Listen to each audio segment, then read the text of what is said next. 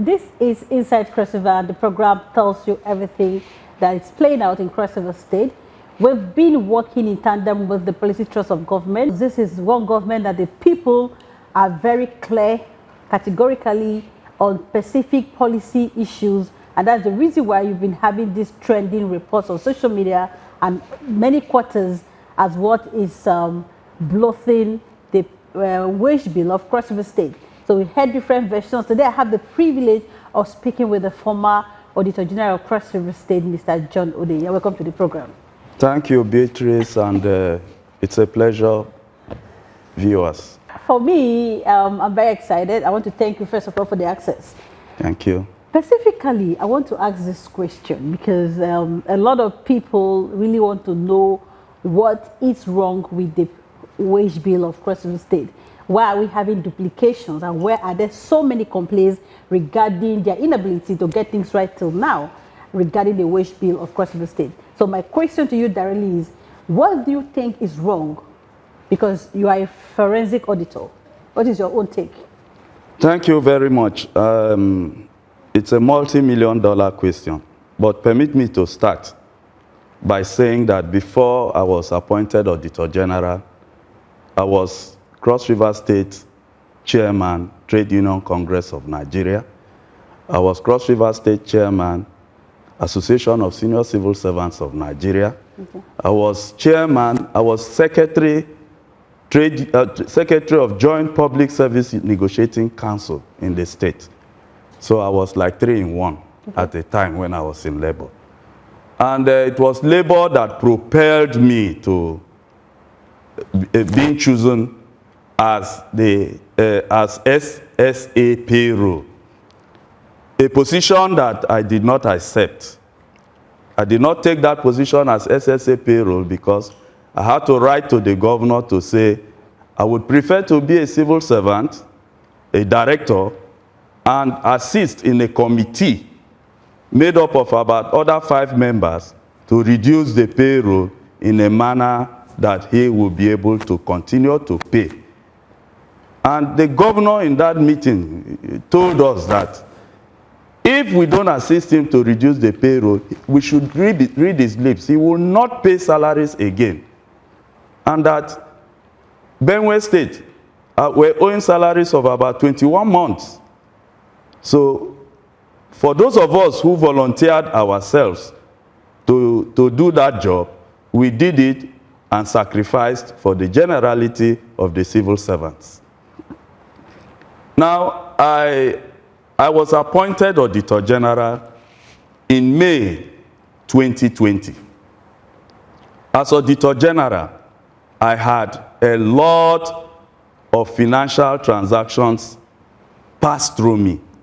But before I go into that, for the purpose of the public to understand the different functions of government officials, especially in the public and civil service, I want to let the public know that there is the Cross River State government is divided into 2. The Cross River State Civil Service and the Cross River State Public Service. The Cross River State Civil Service is headed by the head of service. The Constitution called that name Head of Civil Service, not Head of Service as people generally call it. Okay. He is head of civil service. Okay. So he's the one who controls civil servants. Then the head of public servants is the SSG, the secretary to the state government. Yeah. Because he coordinates all the political appointees, all the appointees of government, while the governor is the head of government. Now, the head of service is only limited to civil service, civil servants issues, okay, not political appointees or politics issue. The head of service cannot even handle the problems of even the posting of a permanent secretary, because a permanent secretary became a public servant as soon as he was appointed permanent secretary. That's why you see the posting of permanent secretary is approved by the governor. The discipline of permanent secretary is by the governor through the SSG. And so that is the difference between civil and public service, all in that people jam-packed and call civil service. Head of service is head of civil service, not head of service. Now for accountant, and the head of service is in charge of submitting monthly, in fact, he's in charge of payroll. Okay. Because he is the one who sends monthly nominal roll and updates to the payroll. If he doesn't do that, the payroll cannot start. There must be that monthly. As we progress in the program, I will show you series of monthly nominal roll and updates in the payroll. That monthly nominal roll simply specifies the changes that will be effected in the payroll. That includes promotion, deletion, upgrading, change of grade level, and all that. Then you come down to the Civil Service Commission. Civil Service Commission is in charge of promotions, employment, discipline, conversion, cadre change, and all related issues concerning civil servants. Sure. That's why it's Civil Service Commission. Civil service has no business with permanent secretary. Permanent secretary is a public servant. And so civil service is in charge of those things.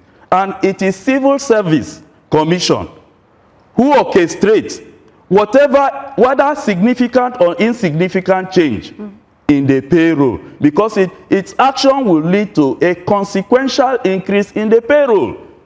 When you change somebody's cadre, take for instance from admin to scientific officer, there is a different salary structure. That salary in effect will increase of that person. When you transfer somebody from local government service commission to civil service, it will change. Those effects will change. If you even give somebody, when you give somebody a promotion or give somebody a conversion to another cadre, it will change. So everything, no matter how minute it is orchestrated by Civil Service Commission. Now, the Accountant General. The Accountant General is in charge of receipts and payment. Okay. Statutorily, as provided in the Constitution, the Accountant General receives money, whether from statutory allocations from FAC or revenue from Cross River State, internally generated revenue. It comes to an account where the Accountant General is the one who receives all those monies, and he is the one who does every payment, no matter how little, including salaries. He is the one who presses button for salaries to go into individual salaries account. He is Accountant General. You come to Auditor General. Auditor General is one who checks all the financial transactions to ascertain whether they present a true and fair view of the financial position as presented. Whatever you don't present before Auditor General, the Auditor General will not know. Because there are transactions that occur in the system that do not pass through the Auditor General. Those are shady transactions. And there are so many that I got to know after the transaction had occurred. So the Auditor General is in charge of checking, vetting of all government financial transactions, including the courts,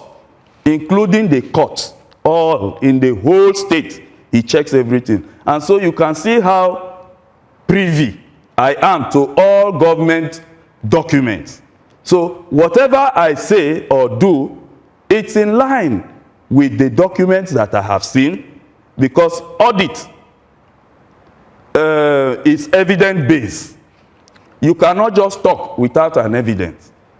There must be an evidence for you to speak. You can't allege things without saying that. So those three offices, the Civil Service Commission, the Accountant General, those four offices, the Auditor General, and the Accountant General, for the purpose of the public, I have explained their rules so that everybody will understand. Okay.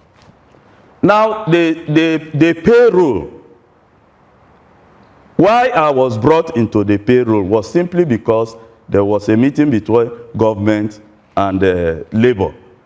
There was a time that salaries were staggered, people were skipped in several months, and let me cut it short. The total 3 months, we had about 985 million that government was owing. The accountant general couldn't reconcile it. I was chairman of TUC, chairman of association, joint council secretary. I was the one, by virtue of my profession, who sat down and reconciled all those figures. Then, as union, we applied to governor on that, in that meeting that we presented that letter for governor to approve. Governor approved and told us this is the last salary he's paying, and that there is this unexplainable increase in payroll that he cannot understand. Every month, the payroll increased by 300 million, 200 and all that. And the accountant general cannot explain how it's increased. So it was on that premise that I stood up and explained the security of payroll, the processes that payroll could be achieved, and how you can manage the payroll. From that day, the governor, the next morning, appointed me SSA payroll, a position which I wrote officially. I will show you. I've sent it to you, and it's in your email. I've sent it to you to see that all the members were there.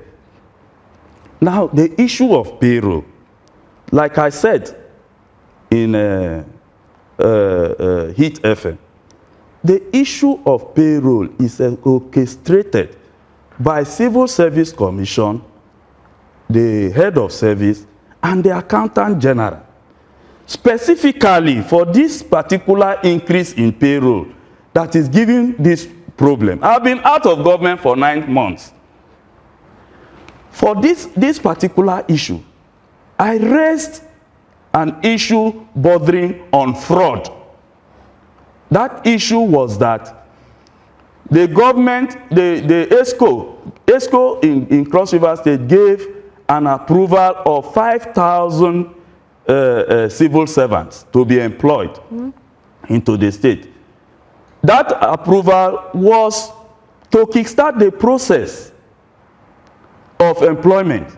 The process of employment is so enormous. You can't conclude employment even in 7 months. You cannot, because the process will start from staff gap analysis to, submission of those staff gap analysis from respective MDAs to a central point. Usually it's the head of service that you submit those gap analysis. When the head of service receives those gap analysis, the head of service will now do a letter to the governor to say, look, we have been able to get this gap analysis, say 100 personnel officer, 100 admin officer, 100 clerical officer, those cadres amounting to the total number of, 5,000, as was approved by ESCO. But that was not done. What was rather done was that the chairman of Civil Service Commission, Uko Inako, went ahead in 2022 to issue letters of appointment to people and giving them arbitrary grade levels up to level 14, level 15 as first employment. So was he directed to do that? He was not directed. I said it was orchestrated. It was as a result of ESCO approval that was given for the employment process to kickstart. The issuement of the letters. Sorry? The issuement of the appointment letter, was it directed or you just use his discretion? Oko Inaku was not directed. Okay. He has no directive to issue employment letters in 2022.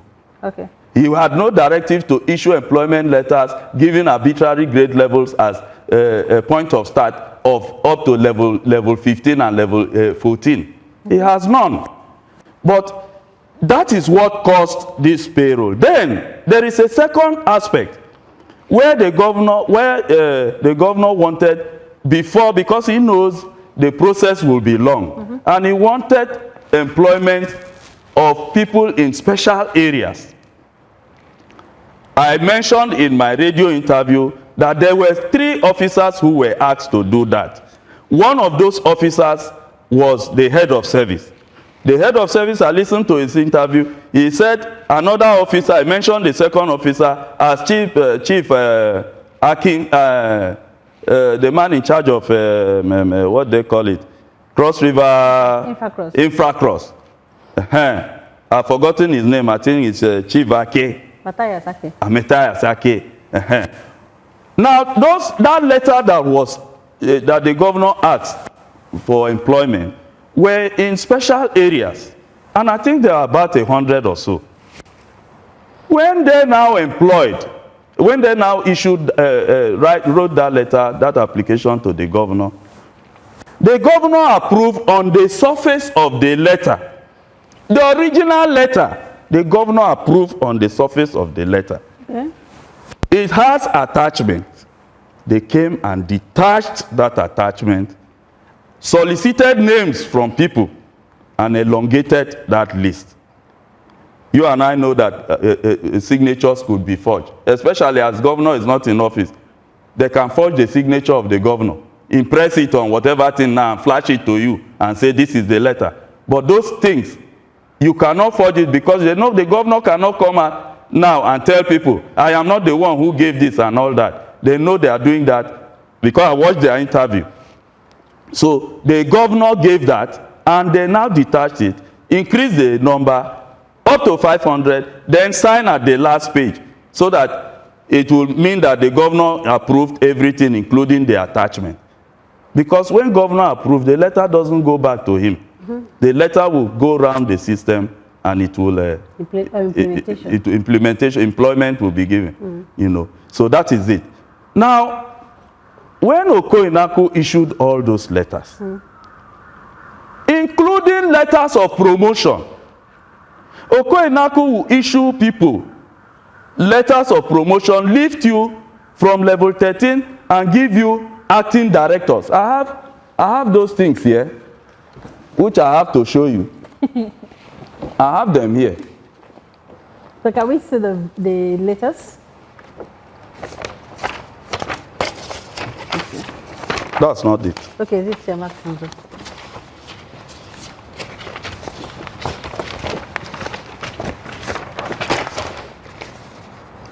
This is a notification of acting appointment. Okay.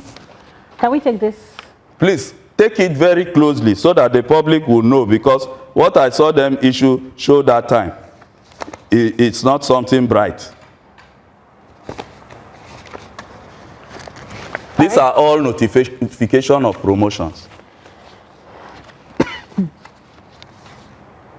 Those ones, those heap you are holding. And there are more than, there are so many. There are so many. If you look at the files here on the floor, those are the letters of notification of acting appointment. So how many of them do we have in all? There are more than 500. 500? Yes. There are more than 500. This notification of promotion. Yeah. Audit, you know, statutorily when you issue these letters, you also issue, you send copies to Accountant General, Auditor General, Civil Service, Head of Service, and Establishment and Payroll. It was on that premise that as Auditor General of the state, I constituted a committee to look at all those promotions that are illegally done, that are questionable. And you, British, you will bear me witness that at least you appeared before the panel. Yes, before the panel of that promotion, that verification that I constituted. And you should know that as Auditor General, being one that appeared before that panel, that what I am saying is not a lie. Is the truth, because I have the numbers of those who got arbitrary grade levels up to from level 13 to 16. So I have them all. It's not something one would lie and say, oh, he's trying to benefit what? Well, I appeared before the, is it exit conference or something? but I don't know the issues other people were going through. But the question I've asked you before, I said, even if Okoinaku gave 1,000 liters, how did this name get into the payroll? That is the question. One thing is to appoint, another thing is to integrate into the payroll. And you told me there are other ways to do it. Can we know specifically how that was done? How did they get this payroll padded to the level where even the governor is complaining and everybody is complaining and it's affecting the system? Let us end this promotion and all these things with the issue I mentioned of Okim Joseph Okim. Okim, okay. Joseph Okim was employed in 2017. Okay. Look at his I saw letter. the original letter. Yes, employed in 2017. Joseph Okim in 2022, in 2021, 7th of May, that is the effective date, was given level 16. Please capture that letter very well and the date, because there are several letters that have been forged to cover up for those things. But the letter I saw of Joseph Okim was level 15. And I'm seeing another one here, grade level 16. So how many letters were given to Please, Okim? can you snap the stamp, because it was received by Audit. And the date it was received. That's why I said there's a lot of forgery. Just snap the date and the stamp so that you know that what they are producing is afterthought and forging governor's signature. So you've not answered my question. I will answer. I saw another letter that carried Joseph Okim level 15. And I'm seeing one here carrying Joseph Okim level 16. So which one is authentic? I have answered you. I said the letter they are parading that the Civil Service Commission chairman showed you, yes, that Joseph Okim is on level 15 from level 8, that he was employed in 2017 to level 15 is fake. And that when you look at this one, you will see the date that the audit stamp received it. Can you read the date? 9th of August 2022. 9th of August 2022. That's when Audit received the letter. Office of the Auditor General. That's the audit stamp. Yes. And so when this promotion was given to him, Joseph Okim was in the payroll on level 8. So he was carried from level 8 to level 16. To level 16. From level 8. Look at it there. Have you not seen the employment letter? You have seen the employment letter now. It's there with you from level 8 to level 16. I gave you the employment letter. No confirmation? Are you asking me? You won't ask the chairman Civil Service Commission. Now, he was employed, he was promoted to that level. Now, look at the protest letter from the school, protesting that that promotion was illegal and that he was given unmerited promotion. So Joseph Okim, all that is showing is forged. Look at audit stamp there. Look at even that one, there is audit stamp. Because I was wondering why this Joseph Okim matter has been so controversial. It is controversial because when I saw that promotion, I ordered that his name be removed from the payroll. Okay, Cross River State College of Education, Akankpa. Okay. Yes, that's the protest letter. You can read the first, what is written there. So that they protested. That's the signature. You can go and verify from the school. Now, when I removed him from payroll, do we have this? We have. Please this, right? take it close so that viewers will be able to read it. Okay. Because as an auditor general, whatever you do is evidence based. Go to court, go to anywhere. You must show documents. If you don't show, it's a problem. Okay. Now, this Joseph Okim's issue became a problem because I ordered that he be removed from the payroll so that he can go and review his promotion, how he got it. Because I have not finished with all the promotion, illegal promotion review before this one came. This one was very, very serious that I said he should be removed. So when I removed him, so many people came to beg. Notable cross-riverians came to beg. And I said, no. What would be the ration? Why would I be Auditor General if I give in this type of case? And other small cases, I will bring them up. That I will not do that. That he has to be reversed. Well, you know, it's not just one case. There are so many. But this one was too glaring and too annoying That was why I ordered that they should be removed. From level 8 to 16, okay? From level 8 to 16. So now it's on level 15. I don't know of that 15 because as at when I left service, he was still on level 8 in the payroll. He wasn't on level 15. He was still on level 8. Okay. Because when they asked me, sorry, when they said, please, if we reverse that promotion, will he be reinstated? I said, yes. If you reverse the promotion, he will be reinstated. It was when his promotion was now reversed by the same Civil Service Commission that I now reinstated him into payroll. I minuted it to the CMA consult for him to be reinstated. Okay. Now, you ask why the payroll is that bloated. The governor in 2020, when I became Auditor General, the governor appointed a payroll consultant for payroll preparation, payroll auditing, and payroll payment. Now, that payroll preparation, we had various access to that payroll because you have to, the Auditor General has access to that CMA consult payroll as read only. Okay. The Auditor General has read only. Okay, that's the letter. So can we put this back? Yeah, don't worry, I'll pick them, don't worry. Okay. The Auditor General had read only. This is the application I wrote to... Request for access to payroll platform. As what? Please kindly create access to the underlisted system auditors. Read only access to your payroll platform. They include... Should I read the names? Don't read the names because they are still civil servants before they go and victimize them. So we have this. You know, this is people's government and people are interested. Yes. And everybody wants the right thing to happen to cross river. Yes. We have just one state. Yes. All right. So now, this is the Accountant General access that he wrote. Okay, request for creation of access to pension payroll on the deployed payroll platform. All right. Now, for Auditor General, in that payroll platform, is read only. For the Accountant General, is imputation. Okay. Because the Accountant General does the imputation. And the Accountant General does the payment because it's the one who presses the button for salaries to go to individual accounts of civil servants. That is the Accountant General.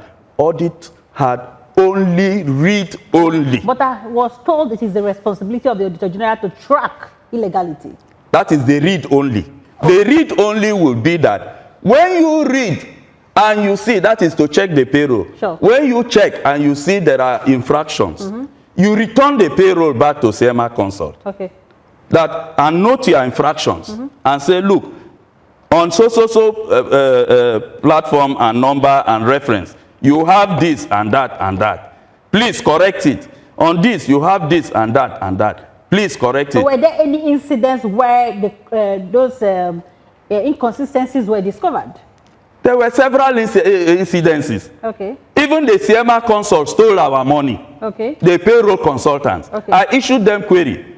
They took millions of nairas from Cross River State. I issued them. CMA consult? I say it's the governor. Look at the approval here, please.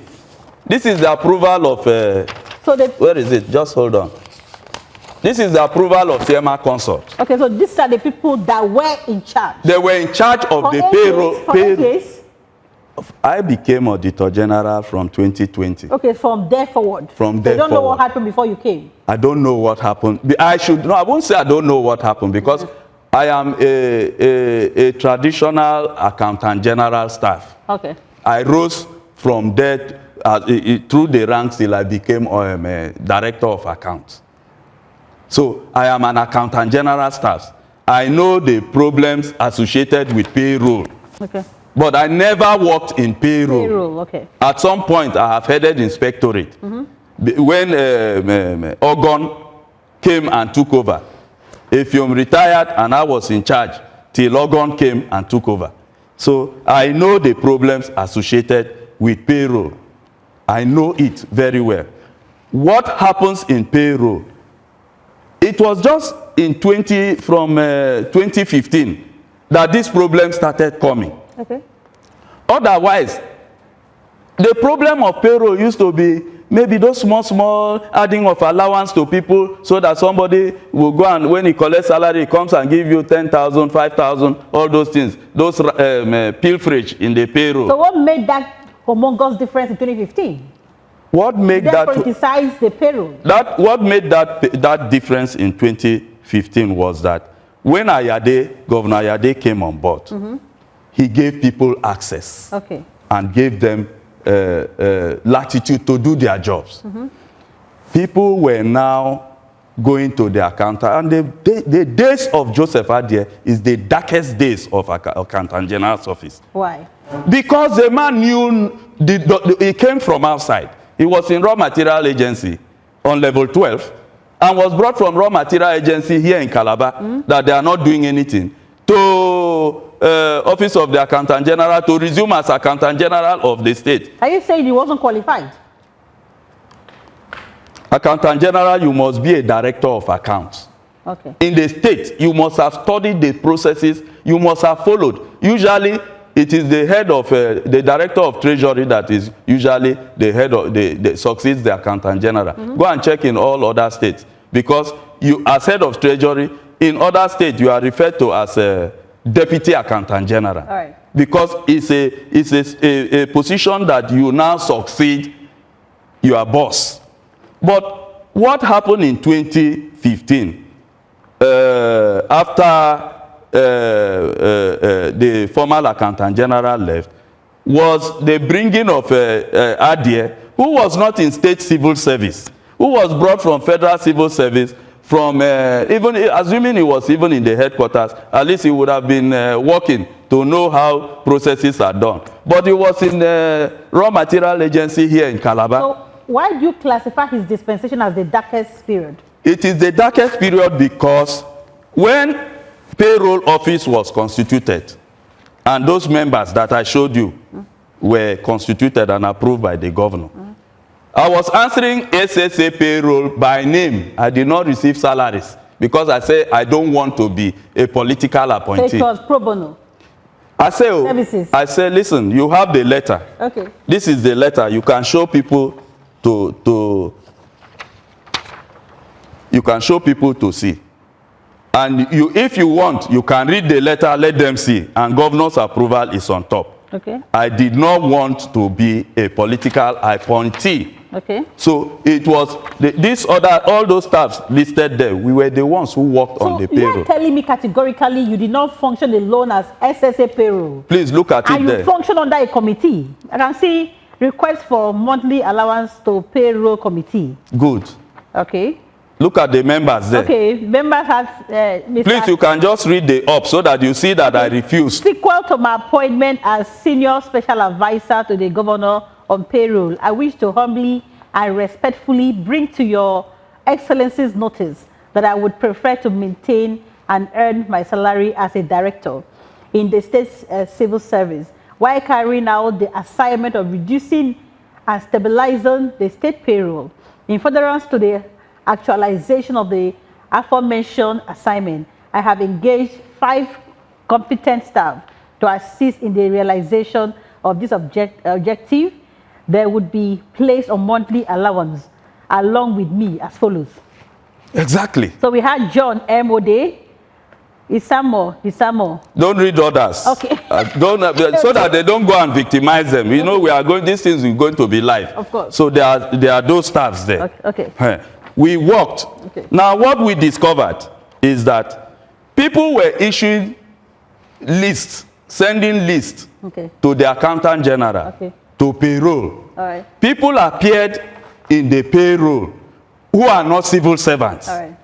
And so this committee, we removed 3,800 workers, names from the payroll who were earning salaries illegally. Okay. These 3,800 workers are different from the 1,800 that came from Secondary Education Board that Liel gave approval for commencement of employment process. He didn't give a direct approval. It is after you finish that they now would seek the final approval before your name enters the payroll. But when Ayade came on board, they surreptitiously took those names, those 1,800 names, and put into the payroll. A trained accountant general will not accept it. Because for anything to enter the payroll, the governor must approve. Okay. Because it translates to payment of money. Sure. And so you know that we operate a central payroll system where everything that translates to cash, governor's signature must be there and approval. But in this case, Joseph Adie was not experienced.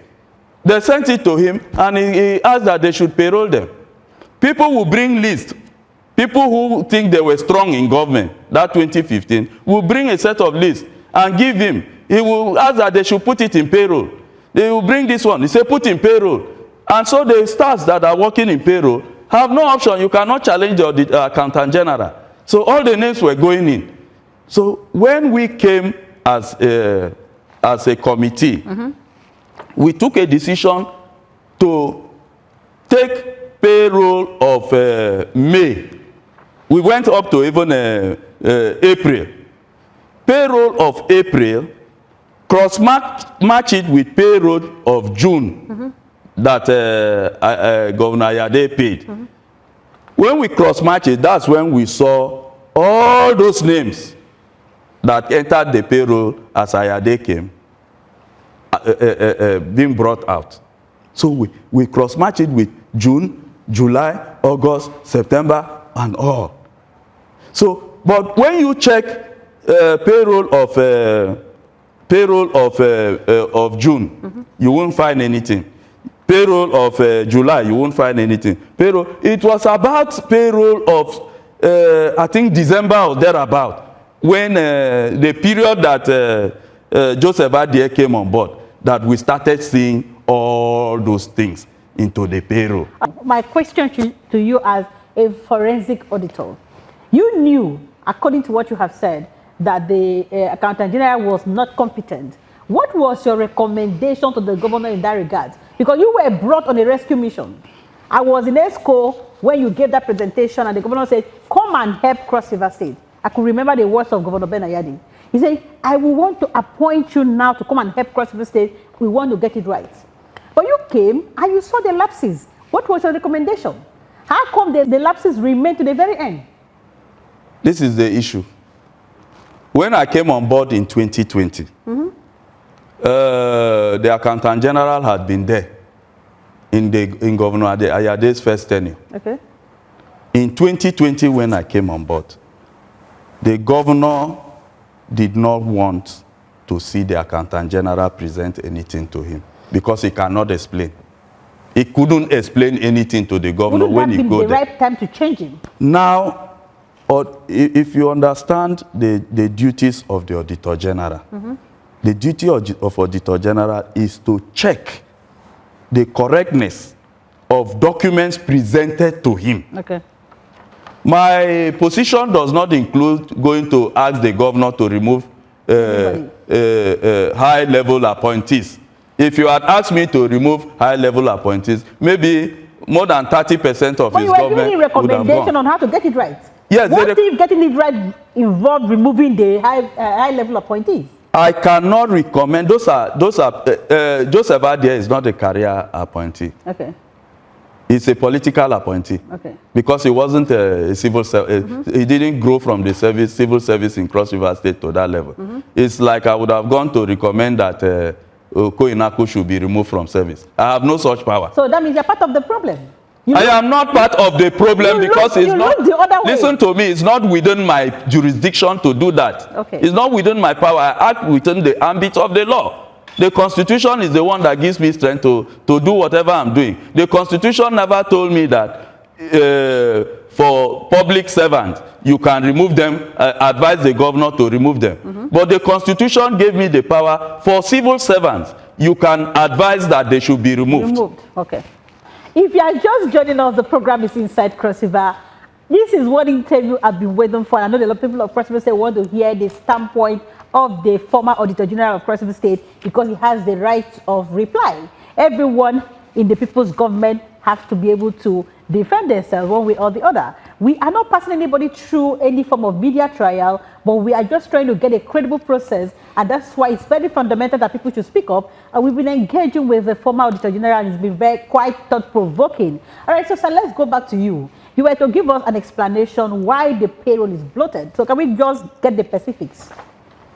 Before I left office, yes, the payroll of civil servants and pension was in the neighborhood of 2.1 billion. Okay. 2.1 billion naira. That is the last payroll that was paid. Civil servants and pensioners. Okay. Is 2.1 billion.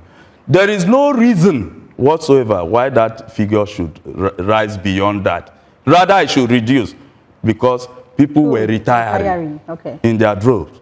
They were retiring. So the reason why this payroll was increased is because those promotions that were given to civil servants from level 13 to level 16, those appointments that Okim gave arbitrary grade levels of level 14, 15, those names that they elongated in the pay, given which head of service applied, that they went and forged and added more names. As I left service, those names have entered the payroll, and those are the names that are causing this bloat in payroll. Okay, so you left service in Prince Otu's dispensation. I left service. In Governor Otu, I left service on the 2nd of June. Prince Otu came on the 29th of May. Okay. And so, as Prince Otu came, I had no contact with him in terms of administration. Okay. I didn't brief him. I had no contact, and that is due to the fact that the perpetrators of this, who, because they wanted me to get involved, I mentioned in Hit FM that there was a meeting that we had in the Chairman Civil Service Commission's office, where he brought out, he had employed above 3,000 people and giving them an arbitrary grade level. He wanted me to allow those names to enter payroll, him and head of service. I think this northern, you see, everybody is northern Cross River, including you at interviewing me. Everybody, those northern, they spoiled Ayade's government because I think they had a northern agenda agreement. Are you accusing the entire north? No, I said those guys, the head of service, the accountant general, the chairman civil service commission, they are from the north, and so they wanted, I think they wanted to achieve a northern agenda, because if you look at those payroll, those names that were employed, 98% were from the north. The names are there. Go to Auditor General office, but you will see the bond. Is it the northern people that were in charge of the payroll? You don't seem to understand. I understand the analysis. I have explained the payroll to you. Yes. I said the payroll, the Auditor General reads only. And I'm aware, you can go and verify from the Auditor General, that after I left office, for several months, they did not take payroll to my successor. Okay, so who is that controlling the payroll? So, who is doing what? Currently, do you have an idea who is controlling the payroll? The person who is controlling the payroll is the Accountant General. Presently? Is the Accountant General. Okay. The person who puts in name into the payroll is the head of service. Okay. Now, Joseph Adier was there when I left. I think he left a few months ago. He stayed there up to other 4 or 5 months before he left. Now, Joseph Adier was there. The head of service, Ugbang Akwaji, was there. Uko Inaku was there. There are 3 of them from the north. And they wanted those names to enter the payroll. How wouldn't they have entered? Put those, excuse me. Were they only from the north? I said 98% of those names, you can quote me, were from the north. Okay. All right. So they had a northern agenda. They had a northern agenda. And, you know, let me tell you, this thing looks like a joke. I'm telling you, Governor Prince Otu has to take a decisive step. Okay. Otherwise, you know, there's nothing that consumes money like payroll. It consumes money. For you to spend, in fact, when you add Crutech, you add House of Assembly, you add Judiciary, you add ITM Obudu, you add all those people all together. The total disbursement for payroll and non-personnel cost is in the neighborhood of 3.5 billion. 3.5 billion for all those things, including waste management and so on. Because they are paying salaries to those people who are working and those who are. So 3.5 billion.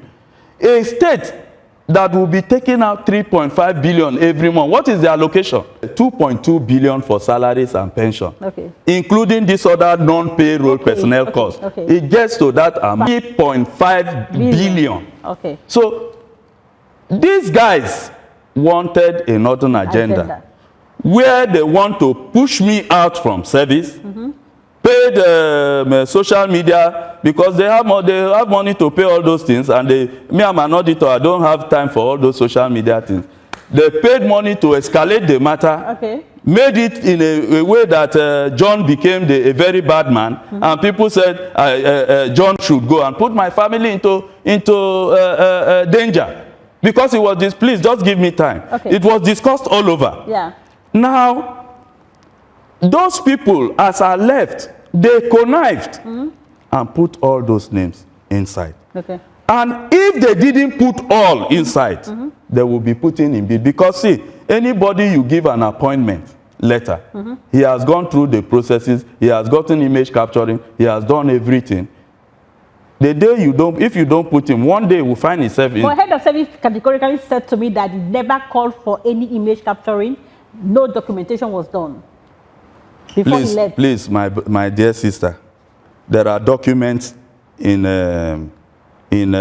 establishment and payroll. Mr. Koinaku rather accused you that in all of those processes, in the fresh appointment before the former governor left, that it's only people from Okim and Okuni that made it to the payroll. Who gave them appointment letters? So why? No, excuse me. Yes. To see. That man is swimming from muddy waters. He struggled to. Have you ever seen a drowning horse? They're about 140 something. You gave. Oh, it should be held accountable to give only Okuni people 140 something names. Who gave him approval to do that? Any day they find anything, one name in the payroll, government should not call me. Government should take me straight to face anti-graft agency. Any day, I'm saying it on camera, any day they find anything incriminating about me in payroll, government should take me to face the anti-graft agency. Was that accusation correct or wrong? It was wrong. Were there 100 people from Okuni and Okim in the payroll? It was wrong. Actually appointed before you left. Well, Beatrice, listen to me. I'm listening, sir. Okoinaku is the one that issues letter. You know, when a cow is moving on the street, he thinks he's defecating and spoiling, messing up the street. He doesn't know that he's also defecating and spoiling his tail. The question to ask now is that you said you got approval in 2nd of May to do employment and to do whatever. At what I left on the 2nd of June. At what time did I was not even the one that even audited the June salary. So at what time did I put those names into payroll? That's why I'm telling you emphatically that if you see any infraction linked to an Okuni man, hold me responsible. Don't call me to come and ask any question. Send me to anti-graft agency. All right, so sir, you said there was a northern agenda, an alleged northern agenda that they wanted to come up with. What do you think that was going to be about? What was motivating them to do that? In my opinion, yes, that is systematically causing the civil service to be headed and to be populated by the northern Cross River State for a long period of time. Because majority of the people who were given this letter of upgrading from level 13, level 14 to 16 were all northern people. Okay. Majority, I'm not saying all, yes. Majority, about 90% of it, were all from northern Cross River State. So that was the agenda. And let me tell you why you should add 1 and 2 to know why that thing happened. I was employed in 1988, August. I would have disengaged from service in June 30th, 2003. But once appointed Auditor General, you are no longer a civil servant. Section 127, Section 126 states it very clear. Section 127 sub 2 states the removal of Auditor General. Okay. Very clear that the Auditor General will retire by age. The Cross River State Audit Law, number 8, states that the Auditor General, in Section 11, that the Auditor General shall not be removed from service until he has attained 60 years of age. It is very explicit. Okay. Now, I listened in your interview when Okim said he was the one who went and told governor that I was due retirement, I should leave service. Now, I should leave service when I have not even clocked 35 years, even assuming I was a civil servant. I should leave service when, as Auditor General, I was born on the 27th of July, 1967. So that makes you how old? It made me 56 years 56. When I left service. Okay. I was supposed to stay. So you had 4 more years to go. I was supposed to stay up to 2027. Okay. My predecessor stayed for almost 18 years. And he clocked 60.